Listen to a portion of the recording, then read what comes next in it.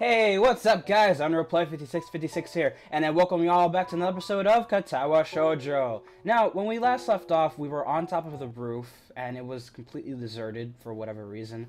I'm not sure what we were doing up here again, or for, I don't know. I don't know why we're up here, but I don't know. We'll figure it out right now. Okay, so, the rooftop is completely deserted, and my spacebar doesn't want to work. That's perfect. Normally, I could count on Rin to be up here before me, but she's strangely absent. And my spacebar really doesn't want to work on me. It doesn't really want to work. Okay, spacebar, could you stop being a douchebag?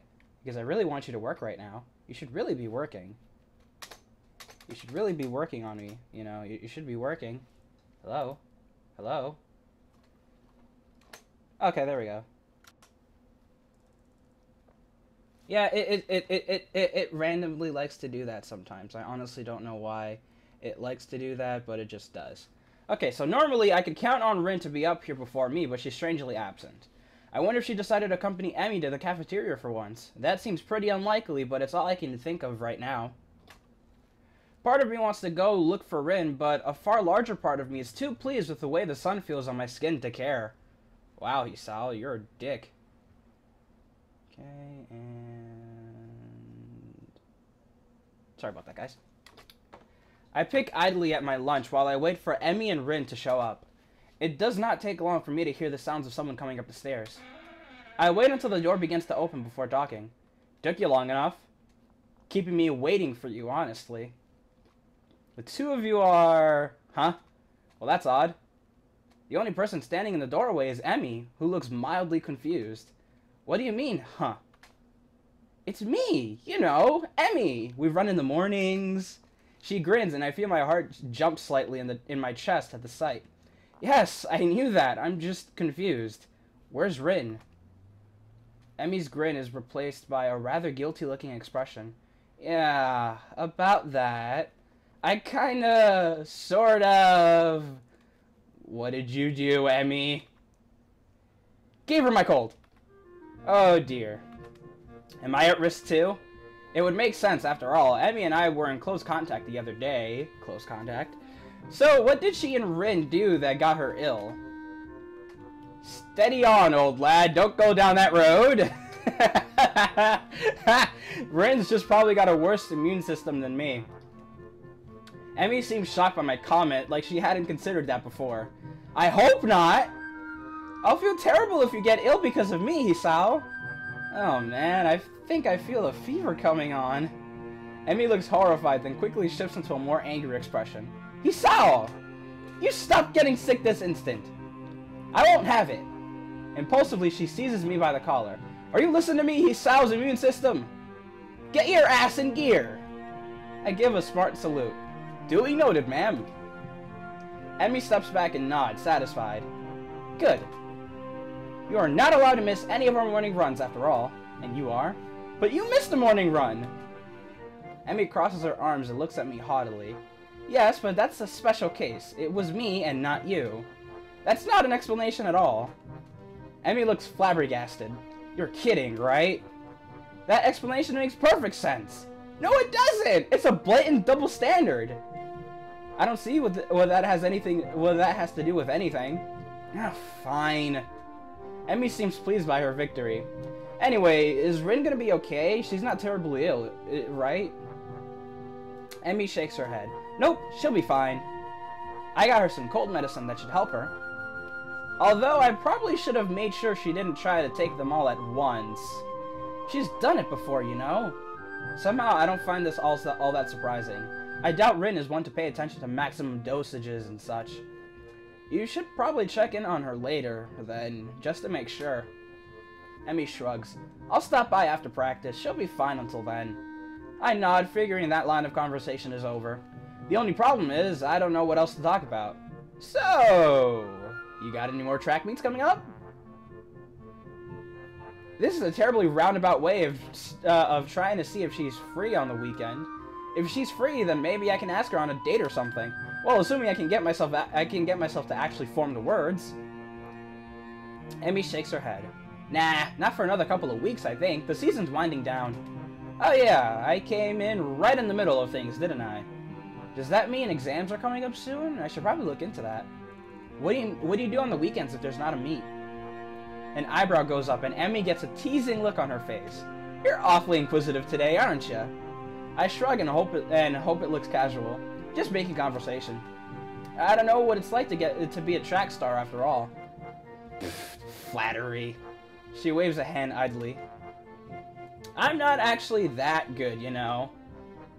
You just so happen to see me on a good day is all. You liar. Yeah. But humility is the sign of a good athlete. At least, that's what my dad used to say. She shrugs and tries unsuccessfully to hide the rather troubled expression her face has taken on. Hey, what's up? You seem bothered by something.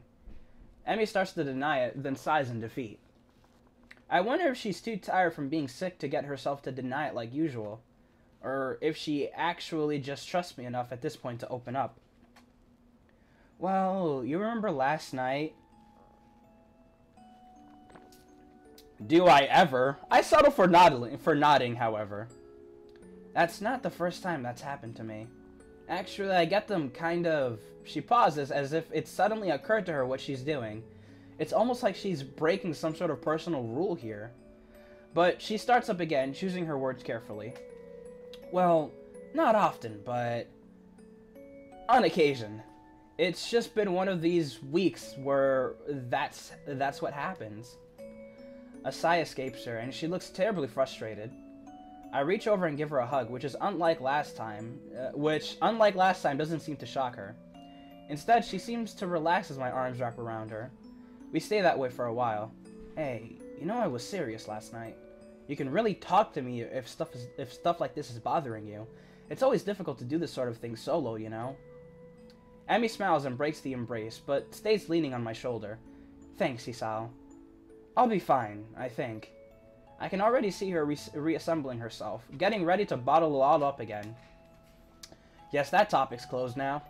So, hey, given any more thought to that career survey? Can't say I have. I don't tend to plan very far ahead, you know. Although I suppose I could at least start looking into college, huh? I shrug. I suppose, unless you were serious about that pirate thing. Last I checked, pirates don't have much need for universities. Unless there's like a pirate university out there or somewhere. Emmy giggles and starts to look a little like her old self, but there's a new element to her expression. Impish. That's how I'd describe it. Emmy looks impish, looking up at me with her head nestled into my shoulder. Would you come with me if I ran off to be a pirate? Of course I would.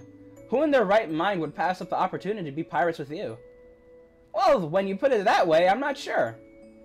She giggles again. I notice that my heart seems to have sped up. It's probably due to Emmy's proximity to me. That hint of strawberries again. I can't help but grin as I gaze down at her. She's happy again. Hey, Hisao. If you're gonna kiss me, you should probably do it soon. I think the lunch bell is about to ring. My thoughts grind to a sudden halt. I'm pretty sure my mouth is hanging open in shock. All I can manage is a strangled, huh? This amuses Emmy even more. You were thinking about it, weren't you? She sits up, bringing her face level with mine. I'd probably enjoy it, you know. You're a really... well... She briefly composes herself, looking like she's about to say something important. If you hadn't figured it out by now, I think I've developed a bit of a crush on you. You're gonna have to do something about that. This time her grin short-circuits several important thought processes. At some point, I turned towards her, and at another point, her arms moved to around my neck. At yet another, my arms wrapped around her waist. I'll be damned if I could tell precisely when that happened. Because at the moment, there's only a voice in the back of my head yelling at me to kiss her. Don't! No! I want to romance Hanako, damn it. Alright, whatever. I look into Emmy's eyes. There it is. The thing I saw yesterday on the bed. It's there again. What, a boner or Emmy? I don't know. It suddenly strikes me that she's worried that I'll reject her. What a silly worry for her to have. And they kiss. Fuck! Her lips taste faintly of strawberries. She leans into the kiss, and her arms tighten around the back of my head, making sure that I don't pull away. Not that there was any danger of that. There's a churning feeling in my gut. The world falls away. There's just me and her and this bench. My arms tighten, drawing her waist closer, entranced by the feel of her. I inhale her scent, my mind trying desperately to memorize everything about how she tastes, how she smells, and how she feels. The ringing of the bell snaps us both back to reality, and we break the kiss. Emmy's cheeks are slightly flushed, and she seems to be catching her breath. In her defense, so am I. We stand there for a few moments, trying to wrap our heads around what we've just done. Emmy is the first to break the silence.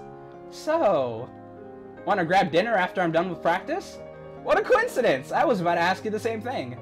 Well, actually, I suppose it was going to be some kind of proper date on the weekend or something, but the thought was there, I think.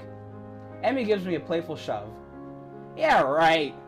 You were still in shock from how incredibly awesome I am at kissing. We begin to head down the stairs, back to our respective classrooms.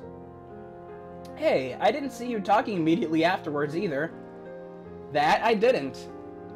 See you after practice, Hisao. She leans in quickly and gives me a quick kiss in the middle of the hallway, sending me into another brief state of mental freefall. As I head into my classroom, a giggling Misha greets me. Why, Hee-chan, you're romantic, you! Did you confess on the rooftop? Did you? Actually, I think it was the other way around. This sends Misha into a fresh fit of laughter. Young love is so unpredictable, isn't it? This being Misha, I suppose I should have expected her to tease me over this. I guess. Before I can really respond, Muto's enters the room and Misha skips off to her seat, giggling all the while. I suspect that I'll get a lot of that sort of conversation now, especially seeing as how Emmy kissed me right in the middle of the hall. But somehow I don't care about that. For the first time since arriving here, my heart feels light. Don't die! Don't die! No! Don't die on me! Hello! Don't... Oh, wait. We reached the end of the act. What? Are you kidding me? This is the end? This is the end of Act... That's the end of Act 2? So that means that I gotta end it here. Like, come on. I gotta end it here then. Because that's the end of Act 2, and then I want to do it when Act 3 starts. I'm childish like that. Fuck all of you. But... this is a short episode, damn it! Ah! Well, shorter than usual. Alright, well, I mean, I gotta end it there then. Thank you guys so much for watching. Be sure to leave a like in the video. Be sure to subscribe for more weekly content as well. Also, be sure to follow me on Twitter and on Snapchat. All the links will be in the description down below, so be sure to check them out. Anyways, I'm Wonder5656, and I will see you on the next video. Later.